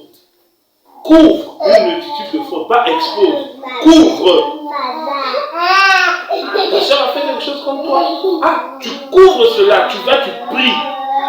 Et quand tu pries, tu viens devant la soeur. Ah, ma soeur, tel jour, tu avais fait quelque chose qui m'avait dégoûté. Vraiment, jusqu'à présent, ça m'affecte. Jusqu'à présent, ça m'affecte. Mais, par la grâce du Seigneur, j'ai soumis ça au Seigneur et le Seigneur m'a convaincu de venir t'en parler. L'autre qui est en face de toi me dit, hey, je savais que tu étais une problématique. Elle a de l'ego. Elle ne veut pas.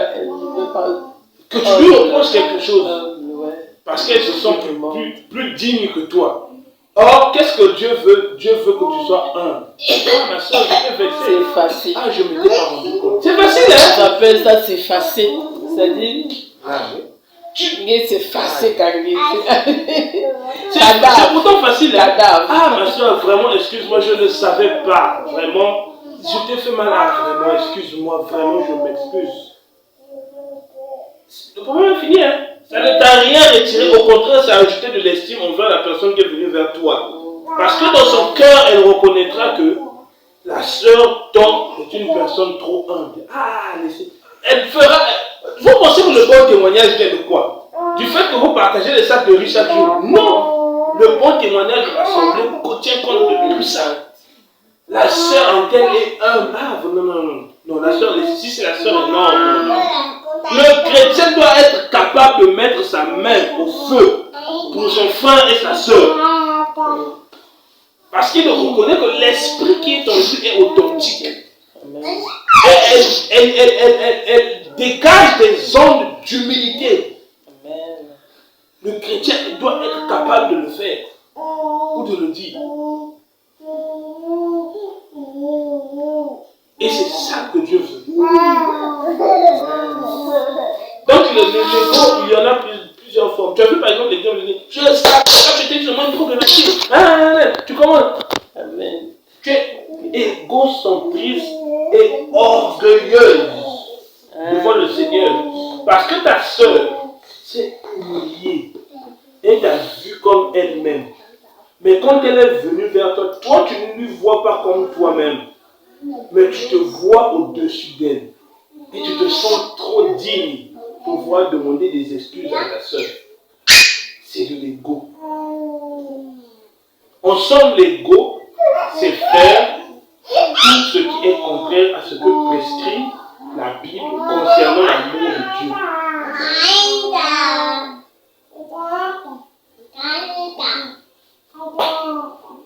Question? Je voulais partager une révélation. Donc, moi, tous les jours, le Seigneur Seigneur m'enseigne dans n'importe quoi de la vie aussi. En tout cas, la nature ne vous enseigne-t-elle pas? La nature peut nous enseigner. J'ai quitté le marché, on est allé s'asseoir avec ma grande soeur pour attendre l'heure là. Elle était assise là pour qu'on achète des choses. Après, dans le Ghana, on fait des photos des stars, des familles,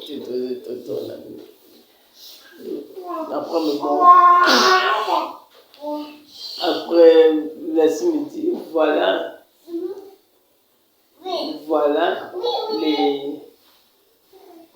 les portraits, je dis, ces gens-là, ça veut dire, ces gens-là, ils se glorifient d'eux-mêmes. Ce sont des, comment dire, ce sont les idoles.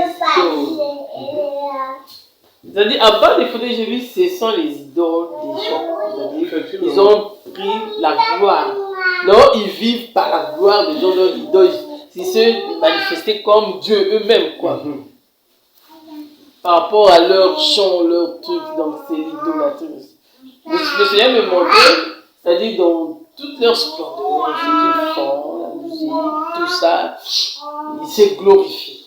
Voilà, qu'ils se glorifient et c'est une forme d'idolâtrie. Effectivement. Idolâtrie à haut niveau et tout. À outrance. Voilà, à haut niveau et tout ça.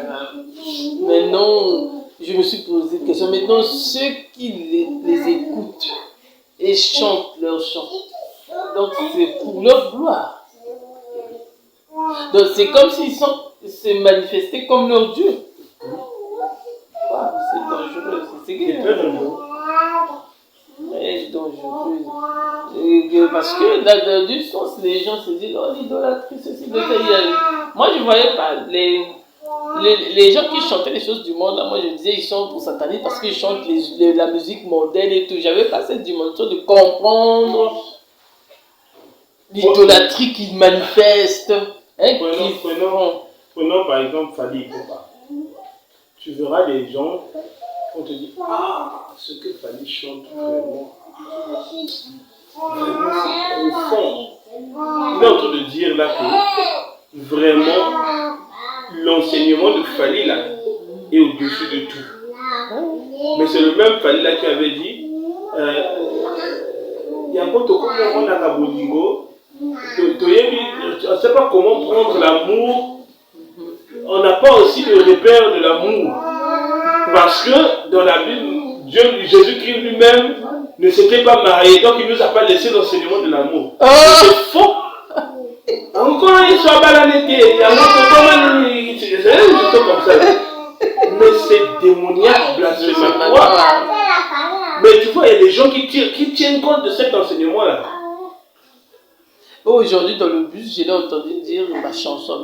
Il a dit c'est comme les fils de Dieu sont la lumière du monde. Et il a appelé le nom d'une fille, je ne sais pas qui, tu es ma lumière. Fally dit dans une autre de ses restons sur ton temps, Fally. Le futur évangéliste Fally. Que Dieu se révèle à nous. Donc, prenons un autre de ces passages où il dit j'en suis l'assemblée la 3 fois, mais la kanisaka plus de 3 fois par jour.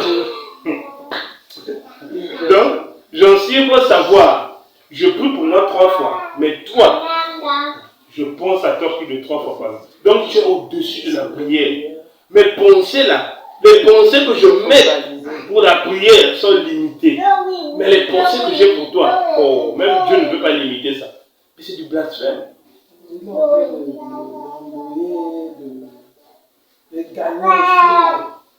Mais c'est ce qu'on essaie de faire comprendre. C'est de l'idolâtrie pure. Il se glorifie. Parce que quand il dit la salle de la 3 fois et la 45 plus de 3 fois par jour, quelqu'un qui veut écouter ça va prendre en compte. C'est un enseignement qu'il donne, non? Va prendre en compte cet enseignement-là. Or, l'enseignement en question que Fally chante, ça sème. C'est pas inspiré de lui. C'est inspiré d'une entité, d'un esprit.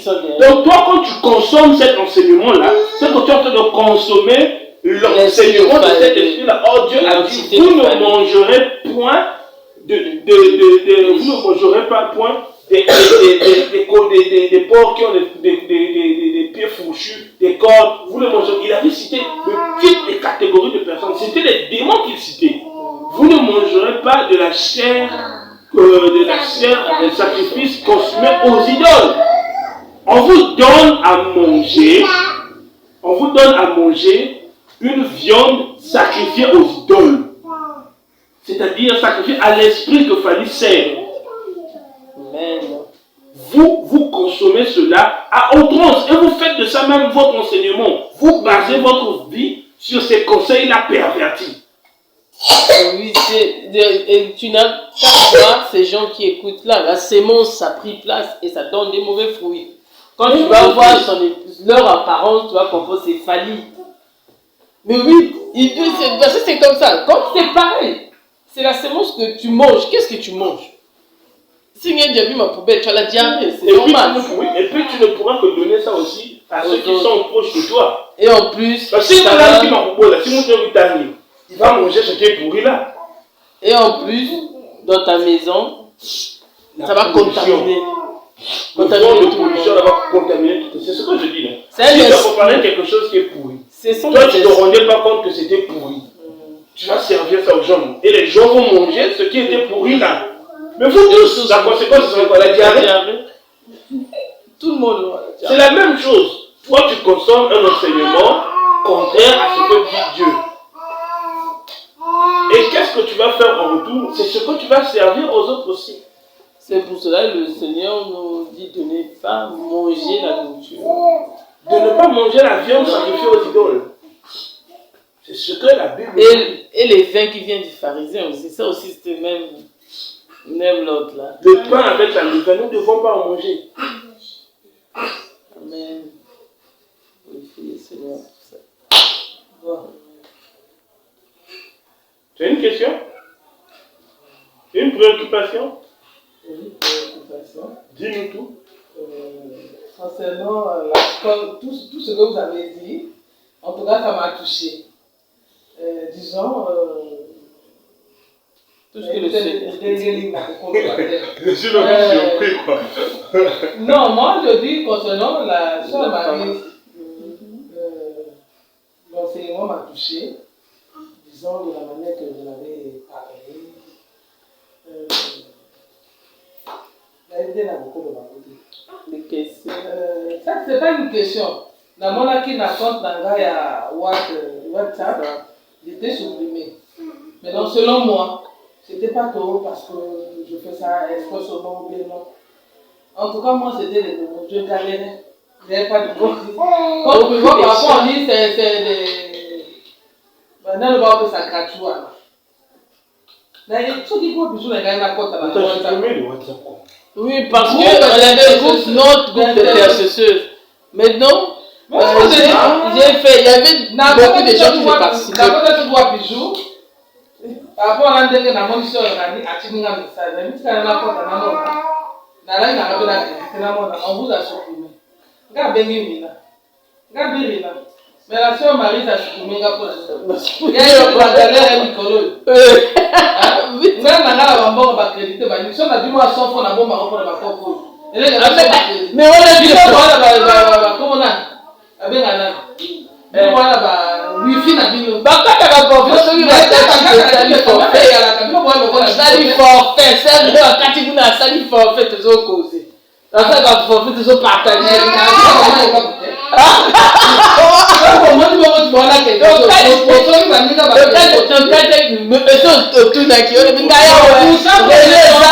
Moi j'ai honte. Si vous avez des on a coupé. Maman Françoise, on l'a coupé. Lui aussi, on l'a enlevé. Parce qu'elle est partie jamais. Non, les gens là qui participaient jamais. On l'enlève. À mon nom, Nicolo, il passe maintenant. Mais c'est bien pour le sens que vous n'avez pas contredire, oui. Laisse d'abord, je vais parler, ça va finir. Libère-toi, monsieur, libère-toi. Oyebi, normalement, la quota là. dans le règlement intérieur, tu es placé pour bandit sika. Non, en tout cas, moi je sais pas. Il y a ça. Dans le monde, tu as un règlement intérieur. Tu as un bandit sika. Après là, il y aura des gens qu'on va voter. Pour moi, c'était ça. On est dans ton groupe, on est là depuis. Mais voilà, depuis nous, il y a la question de la laquité. Dans ton bimika braza, ton zongi, tu séparer qui va groupe. Mais dans un moment, on rentrait des grèves, des réunions de un mois là. C'est là où c'était encore congelé. Mais c'était là seulement. Maintenant, quand on est sorti dans les grèves, dans les réunions, c'est là où on est ensemble. Premier jour, on s'est croisés ensemble et on a partagé ensemble. Pour moi, c'était que ce moment où on s'est entendu là, c'est là où on avait commencé. Non, moi, normalement, ça existait. Moi, je sais pas mal. Moi, j'étais à Rina. Au début, ma femme a règlement intérieur. Normalement, naïvité, ma femme a créé au bébé, un programme autorisé naïvité. Mais dès que nous avons attaqué, vous travaillez, vous savez, ma souci naïve.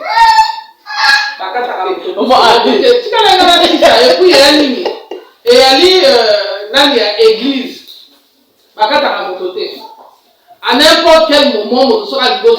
Moi, ce que vous avez changé l'église, ça vous a changé l'église. Là, on pouvait couper. Sinon, dans le Kabandam, il y a la ranime. Tel que la maman, il y a la bombe. Il a expliqué son sentiment. Non, non, ça non. Ça, c'est pas l'église comme on fait les séances de prière, comme le groupe d'église. Tu comprends? Normalement, moi j'avais dit chez le frère Temba d'écrire ce règlement correctement. Maintenant, ce qui lui est règlement, alors celui qui ne vient pas, déjà avant le jour qui se justifie. J'ai dit, oh, mais tu as mal fait, ils vont plus même se justifier parce qu'ils vont se justifier tous les jours. Il y aura maintenant qui va rester là pour. Parce que c'est pas une groupe de notre place. Groupe autre. Et le Maria.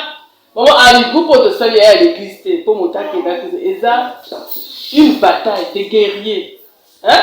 Si tu es vraiment dans la apte à l'autre là, au moins il y a une comment? Parce que là, il y a dit, sauf dans les places.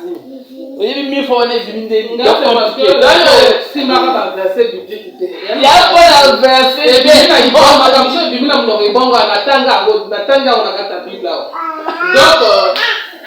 selon moi,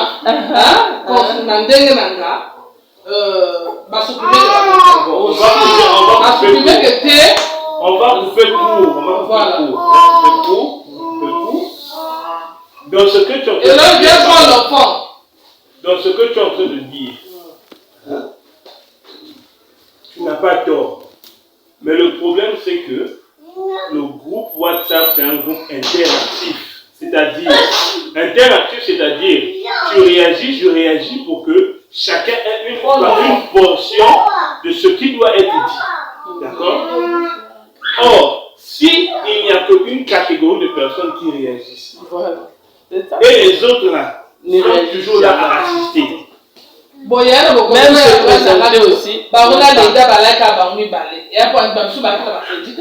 Mais c'est ce qu'on non. Mais tu comprends pas.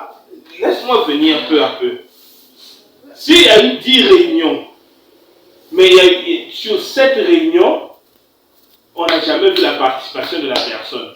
Ou même sur 8, 10, on dit, alors c'est telle sœur, tu n'es jamais là, tu n'es jamais le temps. Oui. Qu'est-ce qu'on va faire? On va t'exclure du groupe. Pas pour te dire que tu n'es pas saint. Pas pour te dire que tu es banni de l'église. Non.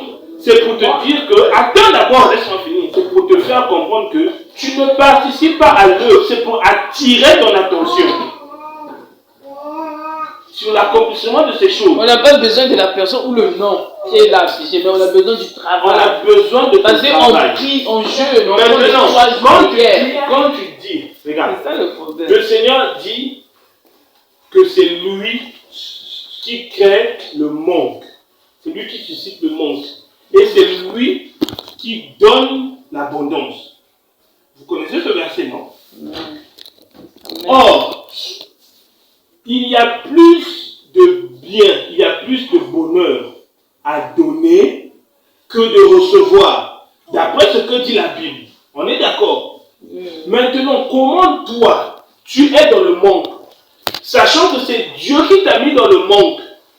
Il t'a mis dans le manque pour que tu demandes de l'aide à ton frère et que Dieu le bénisse. Mais tu ne te rends pas compte que si tu bloques ton manque là, tu es en train de priver ta soeur d'une bénédiction. Est-ce que tu comprends? Et la bénédiction, ce n'est pas pour son œuvre, c'est pour l'œuvre de Dieu. Donc, quand elle va agir, en t'aidant, en t'envoyant 200, 300 pour le forfait, même si c'est tous les jours aussi, elle recevra sa récompense. Si on te dit aujourd'hui là, que si tu donnes 200 chaque jour, mais tu as une récompense qui équivaut à 100 millions, tu es sûr que tu vas te fatiguer à donner 200. C'est même toi qui vas commencer à te pointer devant le portail en attendant qui viendra me demander 200, qui viendra me demander 200. C'est pas ça. C'est la même chose avec le chrétien. C'est la même. On ne doit pas avoir. C'est ça en fait. Le problème c'est que le chrétien doit mettre dans sa tête que son prochain c'est comme lui-même. Son prochain est comme lui-même. Donc de même que quand toi tu te retrouves dans le monde, tu as besoin d'aide. C'est de même que ton prochain, quand tu te retrouves dans le monde, il a besoin d'aide. C'est vice versa. N'est-ce pas? Et quand si vous savez que vous êtes béni en aidant les autres, vous aurez plus de bien et plus de bonheur, plus de âme, plus de zèle à venir en aide. Vous allez même chercher les problèmes. Qui a un problème? Quand qui a un problème, moi j'ai besoin d'être béni. Voilà, on a bien vu, j'ai retiré beaucoup de gens, surtout à Brazza, il y avait beaucoup de sœurs, ils s'épargnent. Des sœurs que les fois, on voyait même le téléphone. Pourquoi on se soit en groupe, on ne sait pas ce qu'il faut avec le téléphone. Je les ai supprimés tous. Parce que je dis, parce que le travail, l'œuvre là, nous devons être, les intercesseurs se mettent en prière. On a besoin d'une. Moi, je fais ça pourquoi? J'ai des groupes ensemble avec les autres du Cameroun, du monde entier. Mais comme nous travaillons, bisous, on a les groupes.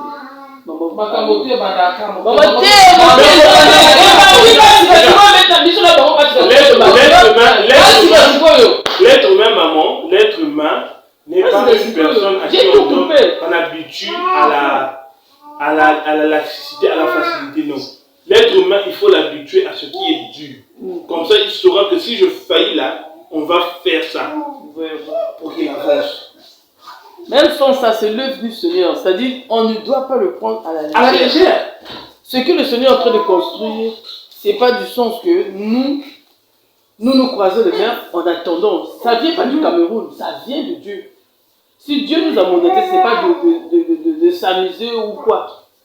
Bon, je peux prendre du côté d'exemple pour nous.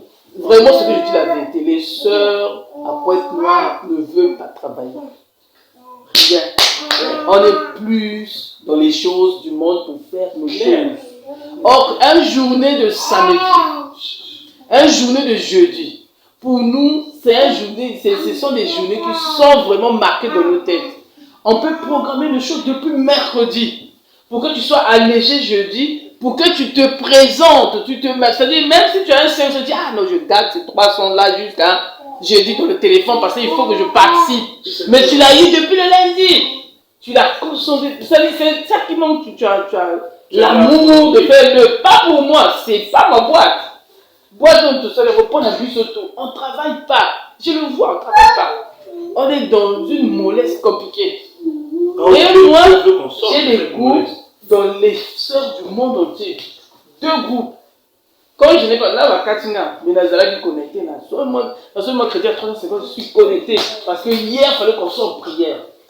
Et c'est des sœurs comment tout le monde vit des difficultés dans le monde de Dieu. Tout le monde, tous les fils de Dieu vivent des mêmes difficultés. C'est écrit. Les mêmes réalités. Il n'y a pas de l'autre là. On devait faire violence. C'est ça le sens là. Et même, moi parfois, c'est le fait qui me force. Moi je dis laisse. Moi c'est la bouveilla. Oh, tu ne veux pas laisser, il faut rester dans le groupe. Moi je te regarde. Viens pas, regarde. J'ai au moins remué 3 fois, ça suffit. Déjà moi-même je suis chargé. Donc, je laisse ce sens-là. Surtout les sœurs de Brazza, ils ne parlent plus. Donc là-bas, j'ai coupé tout le monde qui était dans l'autre. Ici, j'ai au moins qualifié. Comme j'ai qualifié, mais la faiblesse vient toujours. Ça continue. Donc, C'est pour cela, il y a un jeudi que j'ai même lancé. Personne! Ça faisait que je ne sais pas quelle heure j'avais même dormi. Je dis, Donc, pardon. c'est pour ça en fait. Dans ce sens-là. Donc, je me suis pour moi taire. Hein? Même si je fais. Ton forfait, c'est 500 C'est ça. à partir du jeudi. Donc, le jeudi-ci, le vendredi, tu mets 900 fois à côté. Samedi, tu mets 100 fois à côté. Et Dimanche, tu mets 100 fois à côté. Lundi, tu mets 100 fois.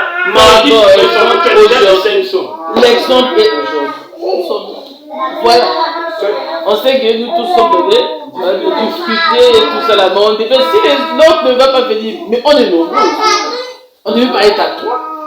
On devait être même à 5, même à 4. Ce n'est pas tous les jours que vous aurez des noms. Et il ne sait pas aussi qu'il faut choisir que je serai chez telle soeur parce que chez telle soeur c'est climatisé. Ah, chez telle soeur, non! Venez parce que c'est la parole de Dieu qui Voilà, pour moi, c'est pas ça. Non, je ne dis pas, on parle en général. Oh, faut pas se sentir pointé du doigt. On parle en général. En général de ce qui se passe, pourquoi ça se passe comme ça. Parce que tu n'es pas seul d'être surpris. Je ne sais pas si tu suis le mouvement pour le groupe, mais ce que tu dis là, hein, ce que la soeur dit là, c'est sorti sous oracle chez 3 personnes. La mollesse et l'intercession. La nonchalance. C'est sorti de la bouche de 3 personnes. Il y a le frère a dit ah! Ah!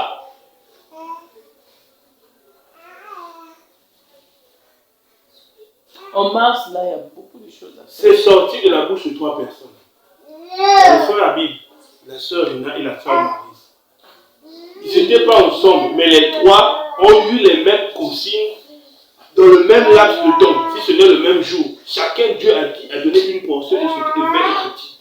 Mais le Seigneur est en train de taper sur la table sur l'intercession.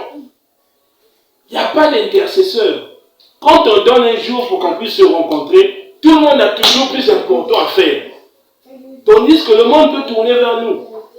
Cette chose, si tu dis Seigneur, j'abandonne la chose là pour aller vers ton service, Dieu va faire que tu puisses retrouver la chose là le lendemain ou les jours qui suivront. Ou bien si tu perds ça, c'est parce que Dieu avait voulu que tu perdes ça. Moi, plutôt, je suis content d'être dans la présence de Dieu. Hein, être ensemble, en priant et tout ça. C'est comme si, pour moi, c'est une manque, quoi. Parce qu'il y a des semaines qu'on passe là-bas, on ne prie pas. Tu vois, ça la semaine passée qui est passée, il y a que dimanche. C'est-à-dire, tel que tu as soif d'écouter la parole, mais la nourriture, on te donne ça le dernier jour, et c'est petit. Donc, ça me rassasie pas. C'est nourrissant, en tout cas. C'est un danger.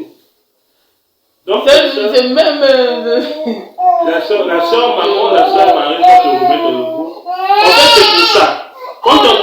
Quand on supprime du groupe, c'est pour éviter la soeur. J'ai dit que tu vas supprimer du groupe. Si quelque chose a péché, quelqu'un a péché comme toi, tu sens qu'on a péché comme toi. La Bible dit, va vers ton frère. La Bible ne dit pas, appelle un autre frère ou une autre soeur pour en parler. Non, ça devient du Congo-ça et Dieu n'aime pas ça. Dieu n'aime pas le Congo-ça. D'accord? Tu appelles ton frère. Ah, mon frère, ma soeur, j'ai vu que tu vas supprimer dans le groupe. Qu'est-ce qu'il y a comme ça? Maintenant, si tu appelles ta soeur, qu'est-ce qu'il y a comme problème? Qu'est-ce qu'il y a comme souci? La soeur devait t'expliquer.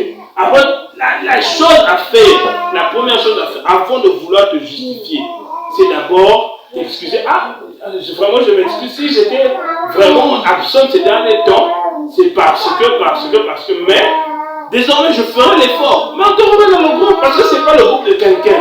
On va même pas pour moi. On va laisser ça.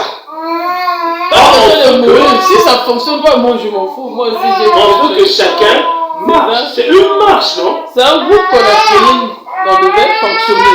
Mais ça ne fonctionne pas. C'est une marche ensemble, c'est une assemblée. C'est une assemblée. Donc nous devons être assemblés mutuellement.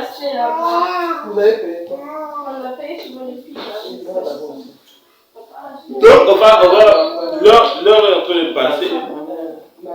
Bientôt 20h. Il est bientôt maintenant 19h25. Donc, on va conjuguer le moment et remercier le Seigneur et bénir le toit, bénir la maison de la sœur Maman. La maison est déjà bénie. On va encore bénir ça. On était bénis, c'est vrai. Ma soeur, les bénédictions du ciel sont inépuisables. Tontine, sors dehors et te fouille là. Va dehors.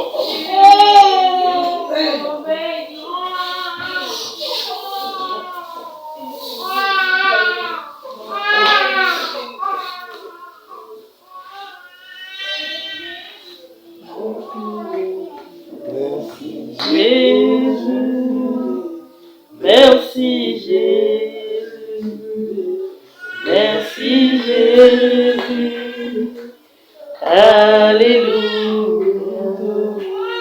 nous te louons, nous te louons, nous te louons, alléluia, sois glorifié. Sois glorifié, sois glorifié, alléluia. Père de gloire, Seigneur. Merci pour ce moment merveilleux où tu nous as conviés à partager ta parole. Père, tu nous as donné à manger des fruits de ton évangile, Père, à manger la parole pure qui sort de ton trône, à nous nourrir des eaux vives qui découlent de ton trône. Nous te rendons grâce, Père, nous t'élévons, Père, de ce que tu as permis, de ce que tu as exhorté tes fils, de ce que tu as enseigné tes filles, à toujours rester dans la sanctification, Père. Car chaque chose, toutes ces choses que nous voyons nous donnent à demeurer dans la sanctification, Père. Afin que nos chairs ne nous se glorifient pas, car toute chair qui se glorifie devant Dieu n'est pas une chair sainte, n'est pas un corps saint, n'est pas un corps digne de recevoir cette portion que tu veux nous donner. Père, tu nous as appris à ce jour à ne pas compter sur nous.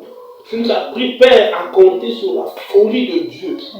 Tu nous as appris, Père, à compter, Père, sur la faiblesse de Dieu.